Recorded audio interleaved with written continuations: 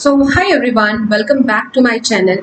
I'm Ishika and in this video we are going to discuss UGC NET English Literature Maths PYQs.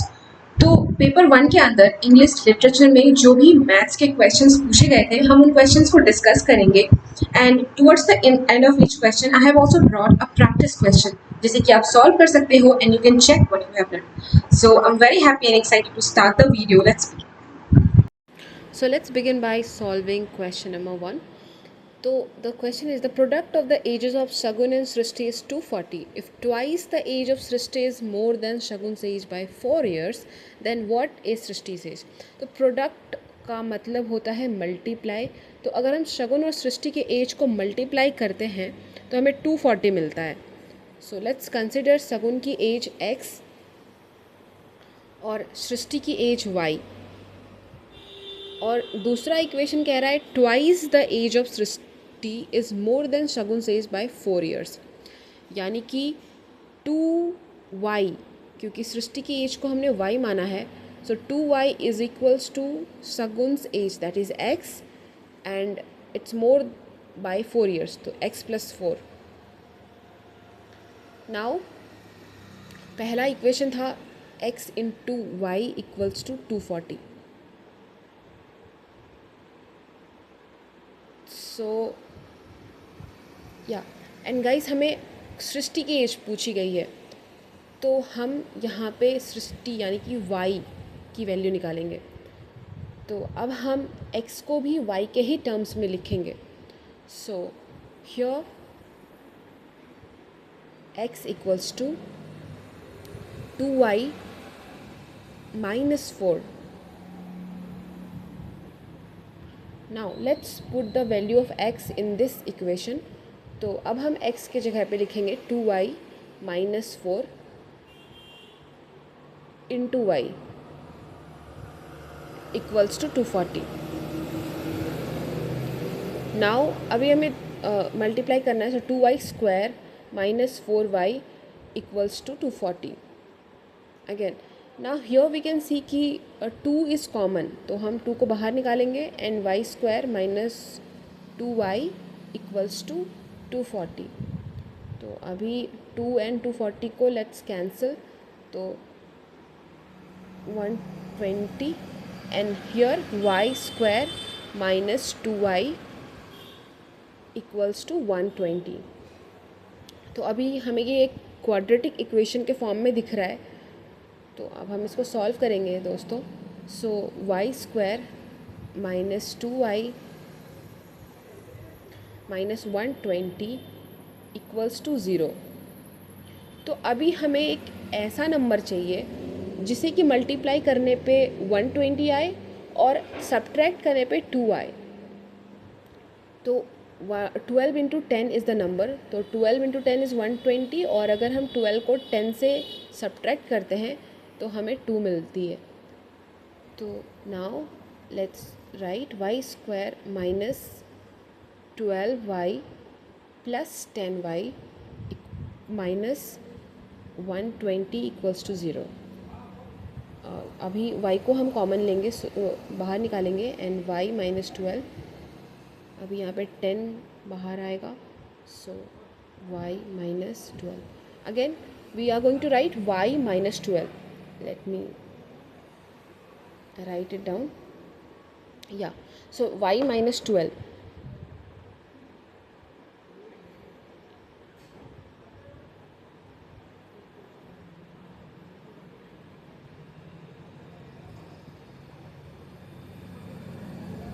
Yeah, and the another value is y plus 10.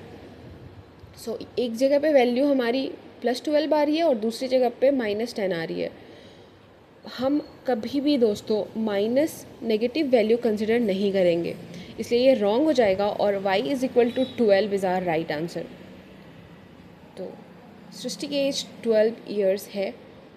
अब हम इस question को दूसरे method से भी solve करेंगे जिससे कि हमारा थोड़ा सा टाइम बच जाए.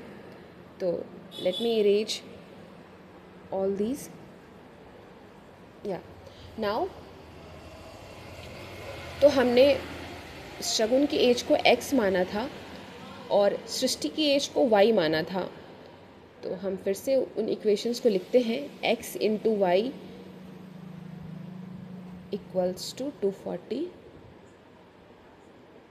आई am so sorry, yeah, x into y equals to 240, and another equation was twice the age of Srishti is more than Shagun's age by 4 years. So 2y equals to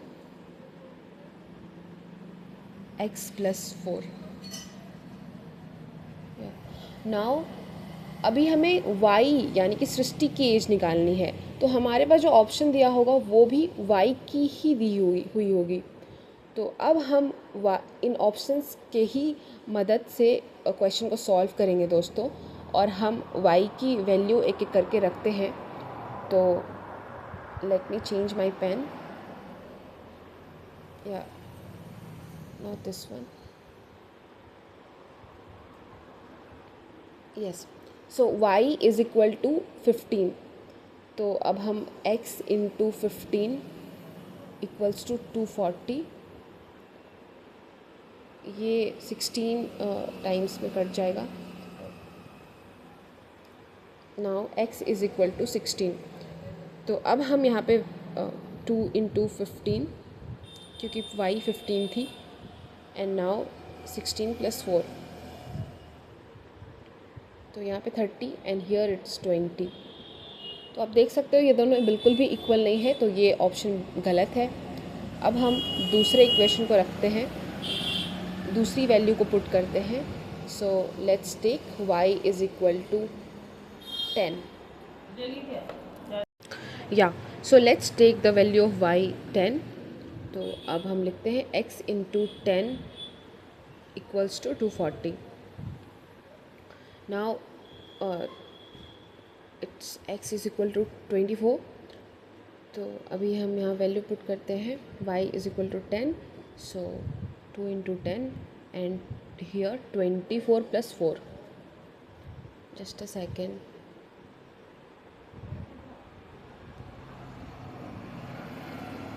या so here 24 plus 4, तो अभी यहाँ पे 20 and यहाँ पे आ रहा है हमारा 28, तो again this is not equal to equal. तो अभी हम दूसरी वैल्यू पुट करेंगे y की,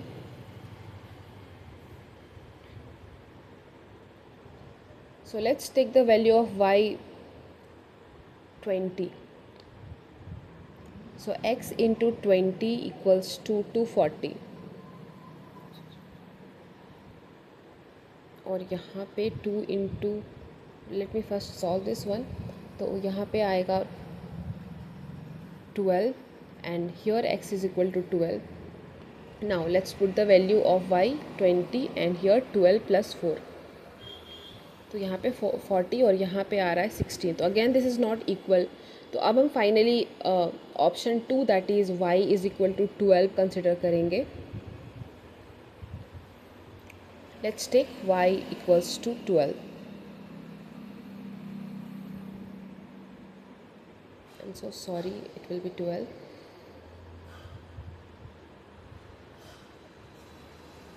या now x into 12 equals to 240, and यहाँ से ये कैंसिल होगा, तो 20 टाइम्स में, तो x is equal to 20। Now यहाँ पे हम वैल्यू पुट करते हैं, तो 2 इंटू 12 इक्वल्स टू 20 प्लस 4, तो now here both the side is 24, तो हमें हमारी सही वैल्यू मिल गई है, दैट इज़ 12। तो हमारा सही आंसर यानी कि y की वैल्यू 12 बिल्कुल सही है।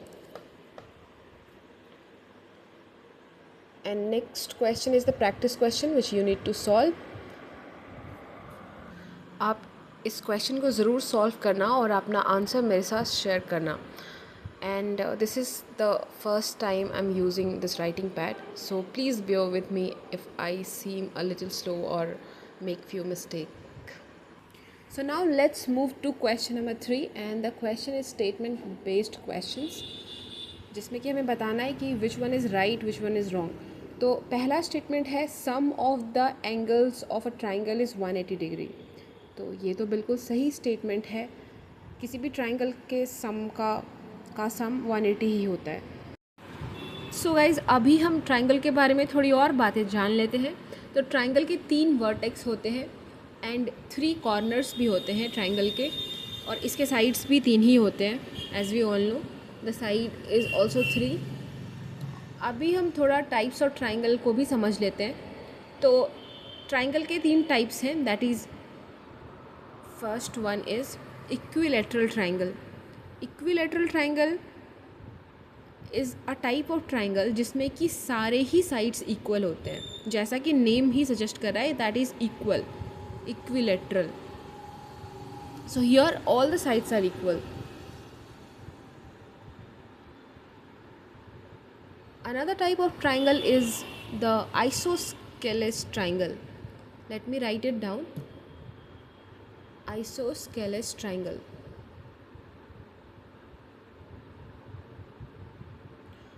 तो इस टाइप्स के ट्राइंगल में 2 ऑपोजिट साइड इक्वल होते हैं। So the 2 opposite sides are equal in this type of triangle. तो अभी तीसरा ट्राइंगल है scalene triangle. Scalene triangle is a type of triangle जिसमें एक भी साइड इक्वल नहीं होता। So none of the sides are equal and do not get confuse between isosceles and scalene triangle. Now let's know more about triangle. There is another type of triangle that is called right angle triangle. Let me draw it properly. So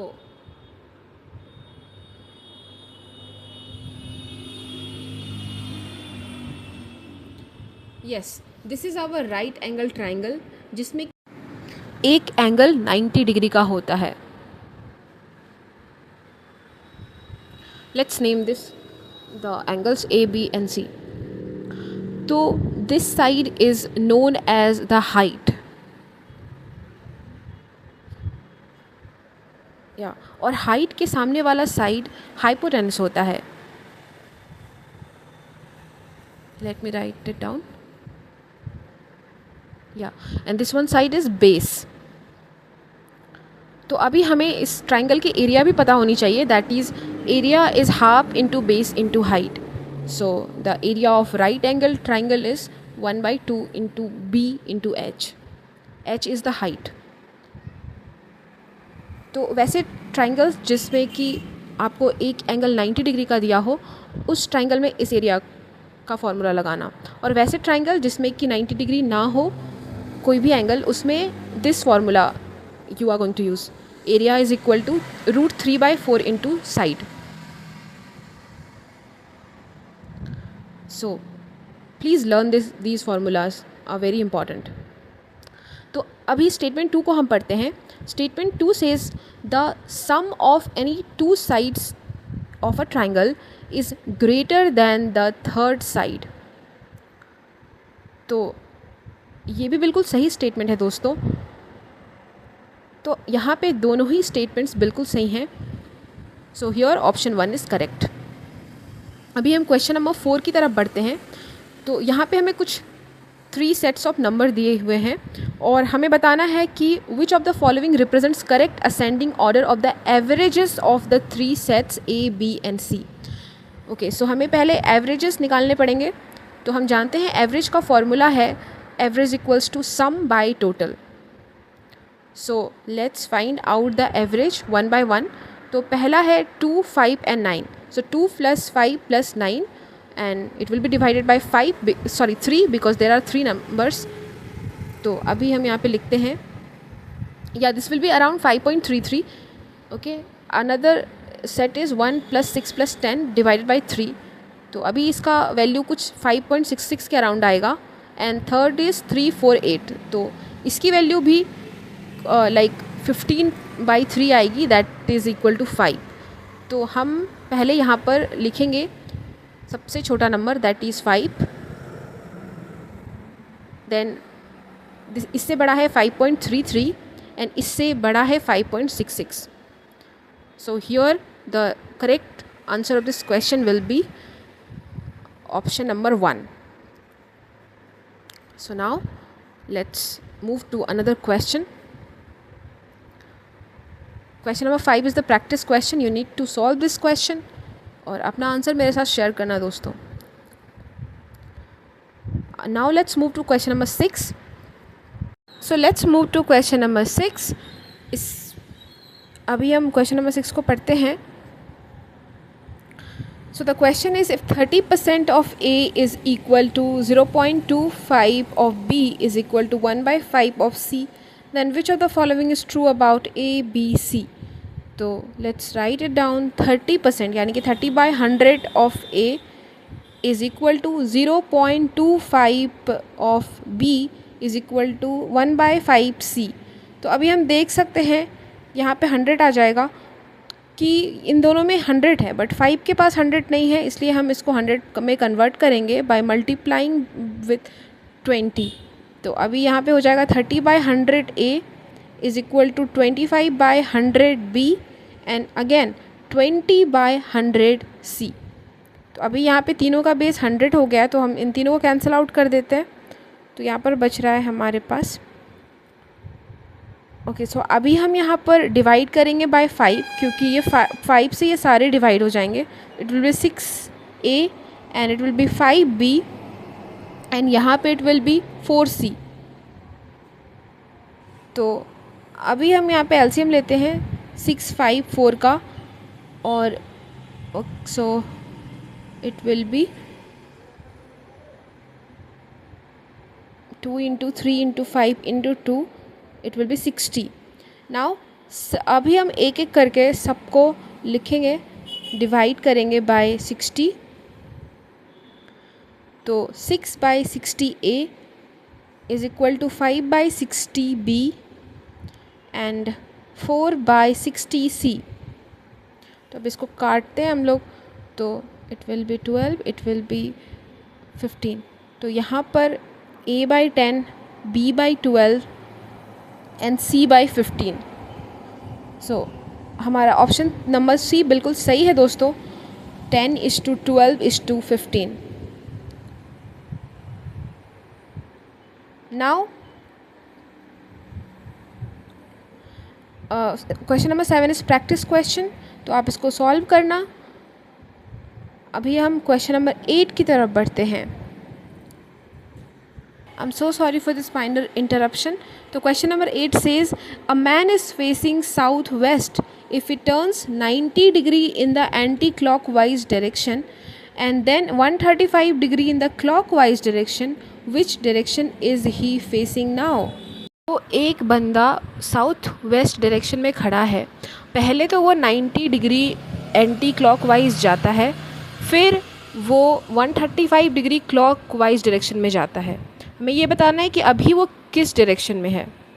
तो ऐसे question को बनाने के लिए हमें हमेशा एक एक फिगर बना लेनी चाहिए डायरेक्शन की. दैट इज़ यहाँ पर होगा north, so it is north.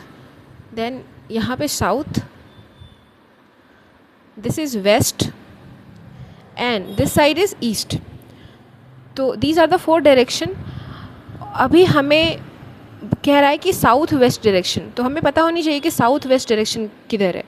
तो सबसे पहले हम अगेन 4 डायरेक्शन बना लेते हैं. तो यहाँ पे होगी north west direction, here it is north east direction and यहाँ पे है साउथ वेस्ट डायरेक्शन और here it is south east direction. तो the man is facing south west direction. तो यहाँ पे मैन खड़ा है और अभी ये 90 डिग्री जाता है. सो एंटी क्लॉकवाइज का मतलब लेफ़्ट होता है और क्लॉकवाइज इज़ राइट. तो लेफ़्ट की साइड में 90 डिग्री. तो अभी हम ये जान लेते हैं कि 90 degree is equal to 45 + 45 degree. तो अभी जितने भी सारे डायरेक्शंस हैं दोस्तों, इन सभी डायरेक्शन के बीच का एंगल जो है वो 45 डिग्री ही है. ये आपको पता होना चाहिए. सो हमें बोला गया है 90 डिग्री एंटी क्लॉकवाइज, तो लेफ़्ट की साइड वो जाएगा 2 बार. So here he will reach to south east direction. अभी क्लॉकवाइज कह रहा है यानी कि राइट साइड जाना है, so let's change the pen and yeah, तो अभी साउथ ईस्ट डायरेक्शन से वो क्लॉक वाइज जा रहा है एंड 135 डिग्री जा रहा है. सो 45 plus 45 plus 45. Late me write this down. So 45, 45 and 45. या, तो फाइनली द मैन, अभी ये आ जाता है वेस्ट की डायरेक्शन में. तो इस क्वेश्चन का राइट आंसर इज़ वेस्ट. सो आप इन बातों को याद रखना एंड ये this is the practice question जो कि आपको सॉल्व करना है दोस्तों. अभी हम बढ़ते हैं अगली क्वेश्चन की तरफ. So let's move to 2021 shift 1 paper and let's move to our question number 10. तो क्वेश्चन नंबर 10 कह रहा है the angle between the hour hand and the minute hand at 3:40 PM is. तो हमें आवर और मिनट हैंड के बीच का angle बताना है and the timing is 3:40 PM. तो आप हमेशा ये फार्मूला याद रखना, that is angle is equal to 11/2m that is minute और -30h. So this is the formula. जब भी एंगल का क्वेश्चन आए तो आप इस फार्मूला को अप्लाई करके अपना आंसर निकाल सकते हो.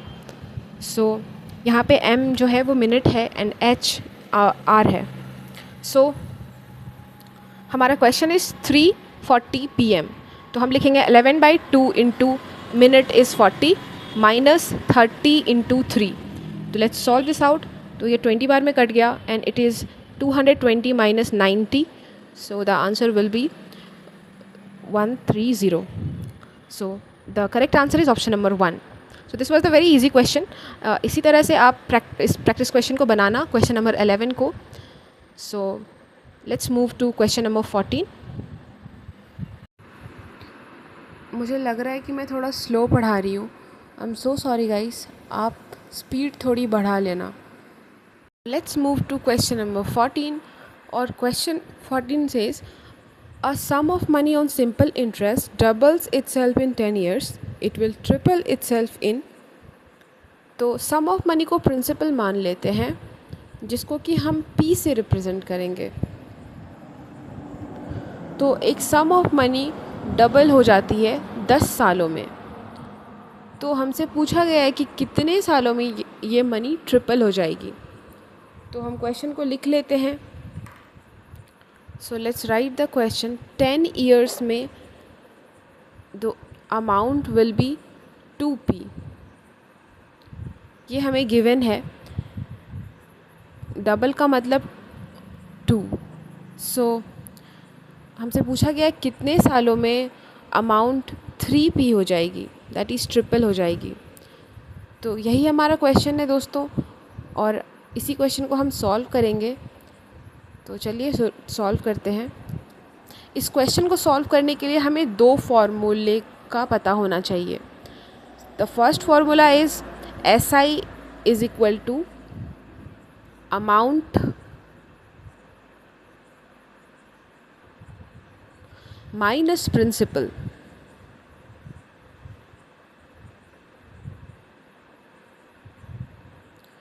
और दूसरा फार्मूला आप सबको पता है. Let's write that formula also.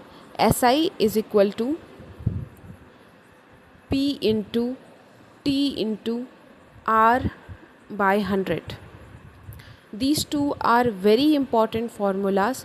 तो आप इस फार्मूले को ज़रूर याद रखना और ये भी पता रखना कि किस तरह से और किस जगह पे इन फार्मूला का हम लोग यूज़ कर सकते हैं.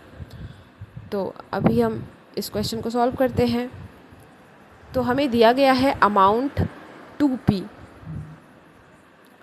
तो हम इससे SI निकाल लेते हैं. So SI is equal to amount that is 2p minus principal. तो हमारा SI is equal to P.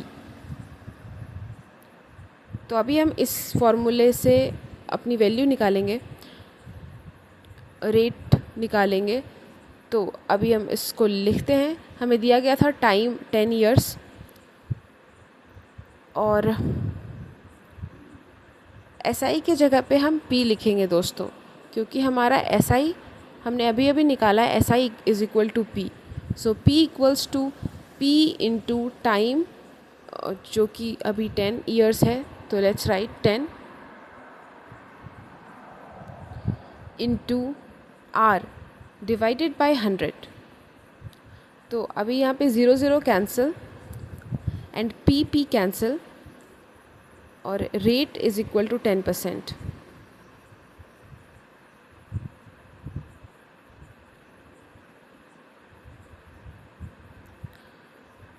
तो हमारा क्वेश्चन था कितने सालों में ट्रिपल हो जाएगी वैल्यू, और हम फिर से अभी टाइम निकालने की कोशिश करेंगे. एंड अमाउंट हमारा दिया गया है 3p. अभी इस बार अमाउंट इज़ 3p. तो सेम हम एस आई उसी प्रोसेस से निकालेंगे. तो S I equals to 3p minus P.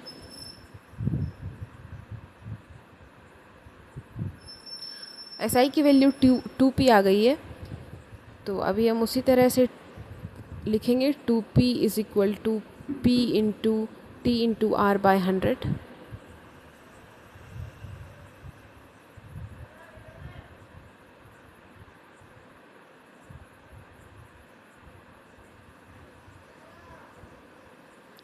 तो रेट हमारा निकल के आया था 10, इसलिए हमने 10 लिखा. और अब टाइम, जो कि टाइम की वैल्यू हमारी आ गई है 20. सो time is 20 years.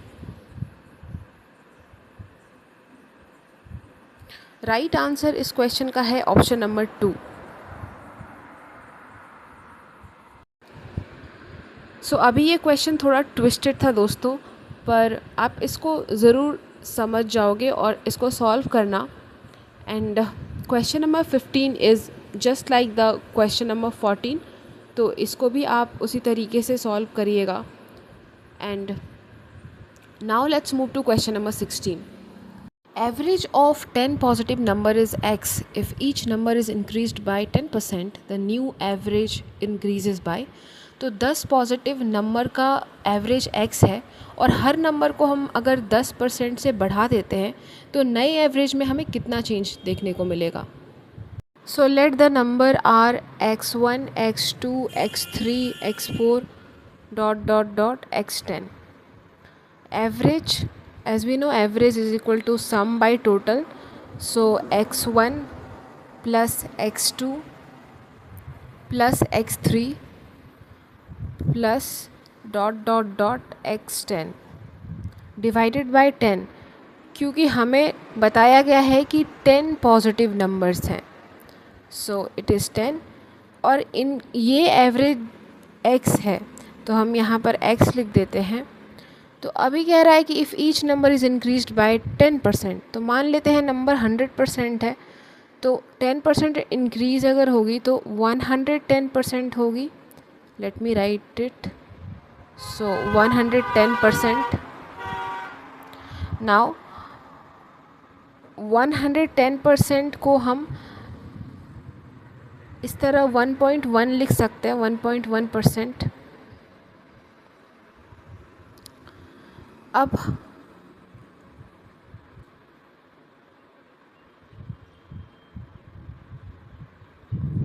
Let's write down the new average. तो new average is equal to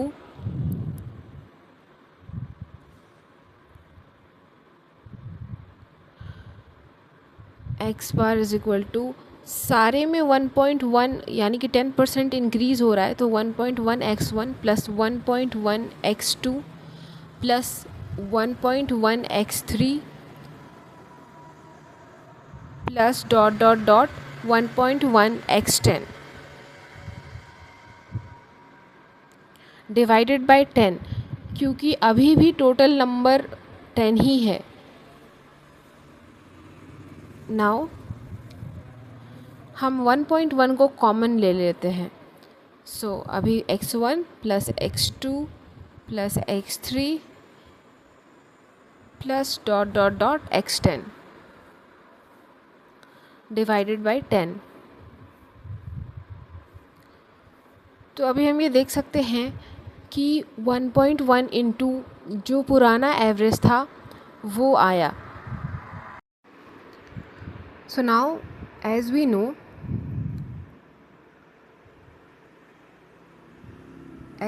कि 1.1% इज़ इक्वल टू 110. हमने यहाँ पे करके भी देखा था. एंड हमारा पुराना एवरेज को हमने 100% माना था.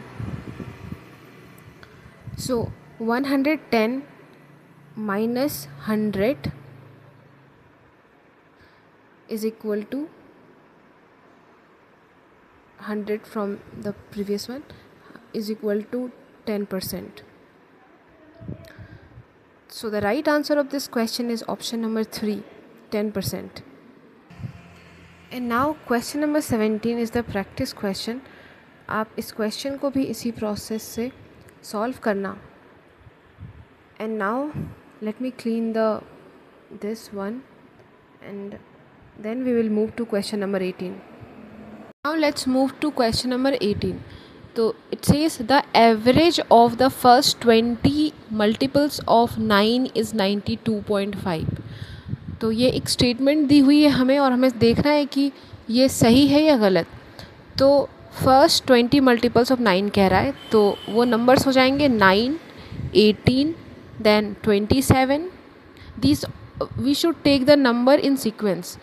तो हम 9 के इंटरवल पे जो भी नंबर आ रहा है वो लिखेंगे. And last number will be 180 क्योंकि 9 इंटू 20 इज़ 180. अभी हम एवरेज लिख लेते हैं. Average is equal to sum divided by total. Now हमें सम निकालना है. तो दोस्तों मैं सम निकालने का 2 फॉर्मूला आपको बताऊंगी. So let me write this. Sum is equal to n/2 2a plus n-1d.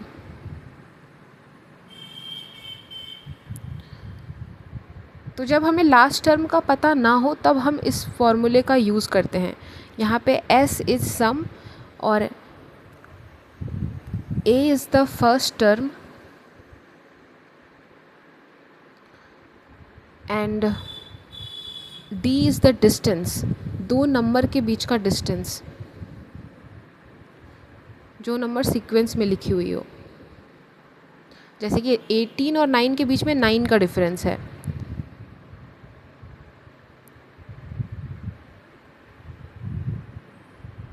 Then n is the number of terms. तो हम इस फॉर्मूले का भी यूज़ करके अपना क्वेश्चन सॉल्व कर सकते हैं, but we are not going to use this formula because it will be lengthy. और क्योंकि हमारे पास लास्ट टर्म दिया हुआ है 180 इज़ द लास्ट टर्म, तो हम दूसरे शॉर्ट फार्मूला को यूज़ करेंगे. वो फार्मूला है sum is equal to n/2 and a plus l. Here l is the last term. Okay, तो अब हम इसी फॉर्मूले को यूज़ करेंगे and we will solve the question. तो आप इस फॉर्मूले को याद रखना. Let me erase this.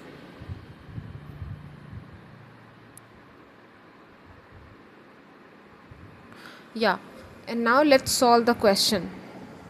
This formula is also very important, तो इसको भी आप याद रखिएगा. तो हमें sum is equal to n is 20 क्योंकि यहाँ पे 20 मल्टीपल्स कह रहे हैं, तो 20/2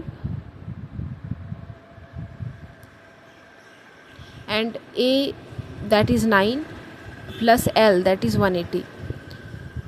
सो यहाँ पे 2 से 20 10 बार में कट जाएगा. Here we will write 10 into 189. This will result to 1890. तो अब हमको एवरेज निकालने को कहा है. So we are going to find out average. सो हमारा सम 1890 आया है एंड टोटल इज़ 20. तो हम 20 से डिवाइड करेंगे. 0 0 कैंसिल एंड 2 9 जा 18, देन 2 4 जा 8 and 0.5. So this is not equal to 92.5. तो पहला स्टेटमेंट तो बिल्कुल गलत है, बिकॉज द रिज़ल्ट इज़ 94.5. अब हम स्टेटमेंट 2 को पढ़ते हैं. So the statement 2 says the average of first 10 multiples of 11 is 60.5. तो हमें फर्स्ट 10 मल्टीपल्स निकालनी है, का सम निकालना है, उसके बाद एवरेज निकालना है. तो हम इसको लिख लेते हैं पहले सारे मल्टीपल्स ऑफ 11 को in sequence. So first will be 11. Let me write down into comma 22, then 3 dot 10th term will be 110 because 11 into 10 is 110. तो अभी हमको एवरेज निकालना है. हम सेम फार्मूला को अप्लाई करके एवरेज निकालेंगे. हमारे पास लास्ट टर्म 110 है. So let's find out the sum first of all. So here 10 by 2 into a, that is 11, plus 110. So 2 5 are 10 and 5 into 121. So it will result to 605. Now we are going to divide 605 by 10. Average निकालनी है हमें. तो अभी लिखेंगे 605 divided by 10, क्योंकि total 10 multiples कहा है. So it will be 60.5. तो ये स्टेटमेंट बिल्कुल सही है. The average of first 10 multiple of 11 is 60.5. So here statement 1 is wrong and statement 2 is right. तो हमारा ऑप्शन नंबर 4 बिल्कुल सही है दोस्तों. Question number 19 is the practice question. तो इसको आप सॉल्व करिएगा and share your answer with me.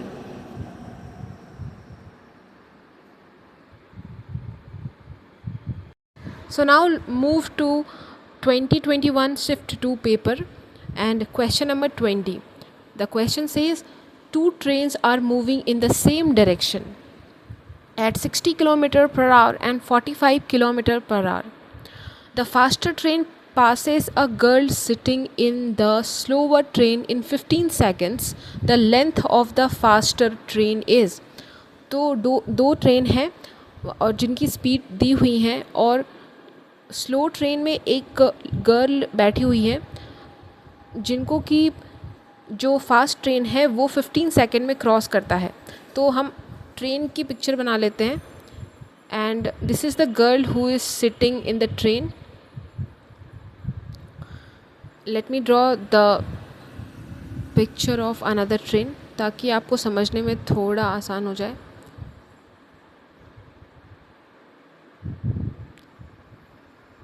Yes, so this is the 2 trains and हम इसकी स्पीड लिख देते हैं.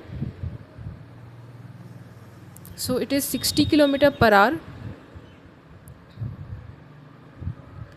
and this train is 45 km per hour. तो अभी ये 60 km per hour वाली ट्रेन इस लड़की को 15 सेकेंड्स में पास करता है. तो let me right it down. 15 second.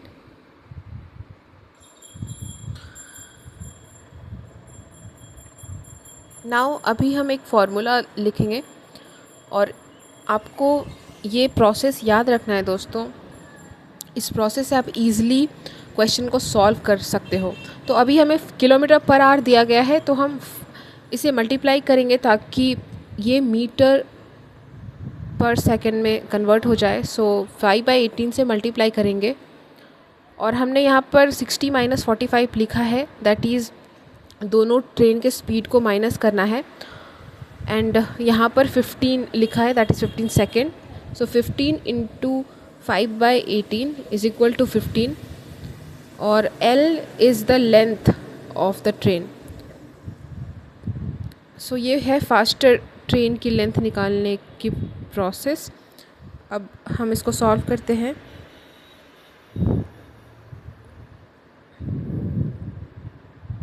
तो अभी यहाँ से ये 3 के टेबल से कट जा रहा है 6 बार में and 5. So here it will B 5 into 15 into 5 divided by 6. So again हम इसको